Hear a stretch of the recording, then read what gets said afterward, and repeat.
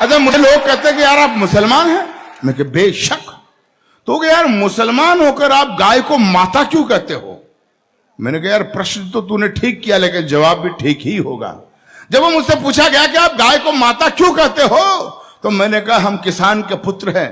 जब मैं 3 बरस का बच्चा था, छोटा, मेरी माँ गाय का चारा पानी करके, नहला धुला कर, मालिश वगैरह करके जब गौ माता का दूध निकालती थी, और गौ माता का दूध जब मेरी माँ मुझे पिलाती थी, तो मुझे दूध देते वक्त गौ माता ये नहीं देखती थी कि ये बच्चा हिंदू का है या मुसलमान का है। जब समान भाव से गौ माता मुझे दूध देती थी और मुझे कहते हुए ये फक्र होता है, उसी गौ माता का दूध जब मैंने पिया, मैं 56 किलो वजन में यूनिवर्सिटी में LLB करने गया, तो मित्रों आपको जानकर ये खुशी होगी, उसी गौ माता के दूध की वजह से मैं पूरे राजस्थान में कुश्ती का चैंपियन रहा हूं। यह मुझे फक्र है। युगों युगों से भरत भूमि की शान रही गौ माता है, इस मिट्टी के कण कण की पहचान रही गौ माता है। गौ माता है जिसका अमृत पी के खुद को खड़ा किया। गौ माता है जिसने हमको पाल पोष कर बड़ा किया। गौ माता है जिसकी चर्चा त्रिभुवन में पर्याप्त हुई। गौ माता है जो समुद्र मंथन से हमको प्राप्त हुई। गौ माता है जिसके निस्दिन गुरु वशिष्ठ गुण गाते थे, कृष्ण कन्हैया नटवर नागर जिसका यश दोहराते थे।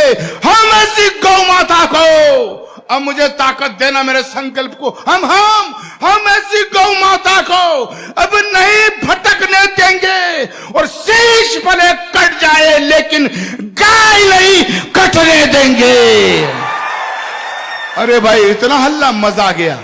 मैं तो समर्थन में पाकर गदगद हो गया, लेकिन इतनी कविता मैं रायबरेली में बोल रहा था पिछले महीनों, इतनी बोली कि मेरे समुदाय का एक आदमी आ गया टोपी ओढ़कर, जालीदार बनियान पहनकर, हाथ में चारू छुरा लेकर, बोला, चाकू छुरा लेकर बोला, अच्छा मियां गाय को माता कहेगा, गाय के अवध्य की बात करेगा, अगर दोबारा बोला तो तेरी जुबान काट ली जाएगी, तुझे गोली मार दी जाएगी। मित्रों वो मुझे धमकाते रहते हैं, लेकिन पूरा देश जानता है जब से मैंने कविता लिखी है मैं हर मंच पर इसे पढ़ता आ रहा हूं, और मुझे धमकाने वाले मेरा बाल भी बाका नहीं कर सके। क्यों? क्योंकि मैं अच्छी तरह से जानता हूं कि संकट कटे मिटे सब पीरा, जो सुमरे हनुमत बलबीरा। जिस आंगन में गाय नहीं वो घर भूतों का डेरा है। जिस आंगन में गाय नहीं रहता घनघोर अंधेरा है, और जिस आंगन में गाय नहीं वो घर भूतों का डेरा है। अरे जिस आंगन में गाय नहीं, अगली पंक्ति में समर्थन देना, जिस आंगन में गाय नहीं यमदूत वहां पर हंसते हैं, और जिस आंगन में गाय बंधी हो देव वहां जा बसते हैं। भाई मजा आ गया इस गौ माता की कविता को इतनी शिद्दत से आप सुन रहे हैं कि जिस आंगन में गाय नहीं रहता घनघोर अंधेरा है, जिस आंगन में गाय नहीं वो घर भूतों का डेरा है, जिस आंगन में गाय नहीं यमदूत वहां पर हंसते हैं। तो जिस घर में गौ माता हो वो घर फूले वो फलता है, जिस घर में गौ माता हो खुशियों का दीपक जलता है, जिस घर में गौ माता हो उस घर के भाग संवर जाते। गाय पूंछ को पकड़ लोग वैतरणी पार उतर जाते।